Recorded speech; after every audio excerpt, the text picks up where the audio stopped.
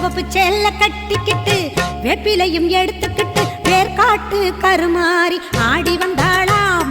அவள் விருப்புடனே தொழுபவரின் வினைகளையே ஓட வைத்து பொறுப்புடனே நம்மை காக்க ஆடி வந்தாளாம்.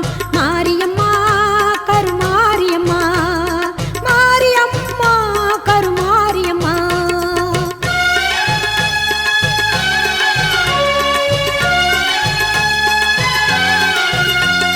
சிறப்புடனே பவனி வந்து சிந்தையிலே குடி புகுந்து, சிறப்புடனே பவனி வந்து சிந்தையிலே குடி புகுந்து கருணை உள்ளம் கொண்டு நம்மை காக்க வந்தாளாம்.